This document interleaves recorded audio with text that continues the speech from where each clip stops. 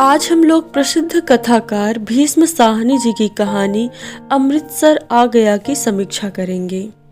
समीक्षा करने से पूर्व कथाकार के विषय में थोड़ा सा जान लेते हैं। रावलपिंडी पाकिस्तान में जन्मे भीष्म साहनी आधुनिक हिंदी साहित्य के प्रमुख स्तंभों में से एक थे।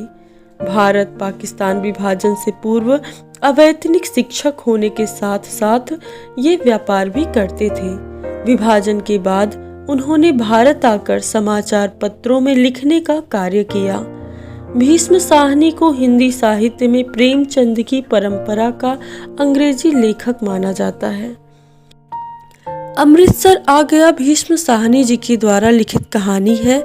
यह भारत के विभाजन के परिदृश्य पर लिखी गई है। कहानी में शरणार्थियों के एक समूह का पाकिस्तान से भारत के सीमावर्ती शहर अमृतसर की ओर यात्रा के दौरान की गई भयावहता और विनाश का वर्णन है। कहानी में सांप्रदायिक डर, तनाव, दहशत निरंतर विद्यमान रहते हैं। कहानी की घटनाओं में कहीं भी स्पष्ट रूप से दंगे नहीं होते, लेकिन दंगों के दौरान विकसित मानसिकता और तनाव पूरी कहानी में गहराई से रहता है। कहानी सांप्रदायिक सोच और तनाव को पूरी गहराई और मार्मिकता के साथ लाती है। जब विभाजन के बाद के दंगे समाप्त हो गए तो एक बात उभरकर सामने आई कि इन दंगों से गरीब शोषित वर्ग को ही भारी नुकसान उठाना पड़ा। समृद्ध वर्ग का इन पर कोई विशेष प्रभाव नहीं पड़ा। कहानी विभाजन के बाद के संदर्भ को रेखांकित करती है।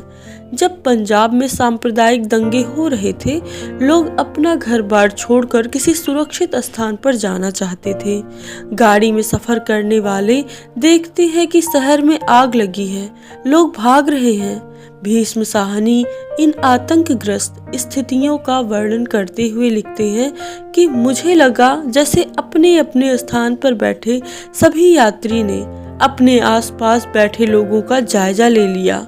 सरदार जी उठकर मेरी सीट पर आ बैठे। नीचे वाली सीट पर बैठा पठान अपने दो साथी पठानों के साथ ऊपर वाली बर्थ पर चला गया।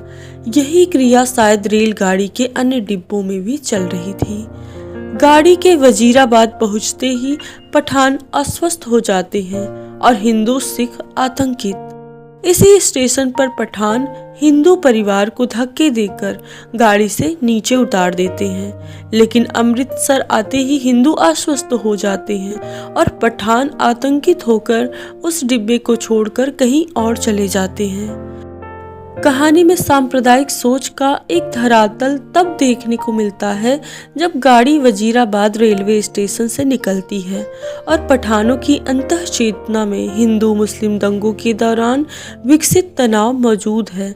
कहानी में वजीराबाद प्रतीक है मुस्लिम बहुल इलाके और सांप्रदायिक सोच का, तथा अमृतसर प्रतीक है हिंदू बहुल इलाके और सांप्रदायिक सोच का। ये दोनों धरातल अपनी उग्रतम और क्रूरतम रूप से सांप्रदायिक सोच को उभारते हैं, जो कहानी की सबसे बड़ी शक्ति है। पूरी कहानी में सांप्रदायिक तनाव मौजूद रहता है, कभी पठानों की सोच और हिंसा के रूप में, तो कभी बाबू की सोच और उसकी हिंसा के रूप में। दरअसल अमृतसर आते ही दुबले पतले बाबू में अचानक ऊर्जा और शक्ति का आ जाना हमारी सामूहिक सोच और सामाजिक स्थितियों का द्योतक है। सांप्रदायिकता का जहर सामूहिक शक्ति बनकर हमारी चेतना का नाश कर देता है और मनुष्य को विवेकहीन बनाता है। सांप्रदायिक मानसिकता का जितना गहरा और सूक्ष्म चित्रण भीष्म साहनी जी की कहानियों में देखने को मिलता है, उतना शायद किसी अन्य कथाकार की कहानियों में नहीं है। जितनी सहज और सरल भीष्म साहनी जी की कहानी है, उतनी सहज और सरल कहानी का शिल्प भी है। इस कहानी की भाषा सहज और सरल तथा पात्रों की मानसिकता और परिवेश के अनुकूल है। भीष्म साहनी जी ने पंजाब के परिवेश में इस कहानी की संवेदना का चुनाव किया है। कहानी के प्रमुख पात्र 3 पठान हैं। पठानों की भाषा को भीष्म साहनी जी ने बहुत ही सहजता और आत्मीयता से उनके संवादों में संविष्ट किया है। संवादों के माध्यम से भीष्म साहनी जी ने पठानों की सहजता, सरलता, जीवंतता और विनोद प्रियता की ओर भी संकेत किया है। कहानी में जब डर और भय से संबंधित संदर्भों और प्रसंगों का संकेत करना होता है तो भीष्म साहनी तदनुसार शब्दों का चुनाव करते हैं और छोटे व सारगर्भित शब्दों के माध्यम से डर और भय की मानसिकता को उजागर करते हैं। कहानी की कथा सीमित होते हुए भी कहानी का परिवेश अत्यंत व्यापक और विस्तृत है। अंततः कहा जा सकता है कि यह कहानी हमारे समय के सबसे ज्वलंत प्रश्न को उठाती है।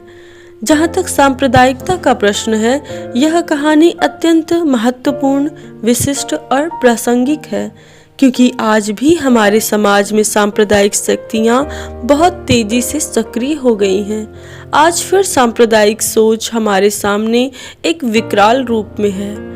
असहिष्णुता, असंवेदनशीलता तथा संकीर्णता हमारे समाज में फिर से व्याप्त हो रही है।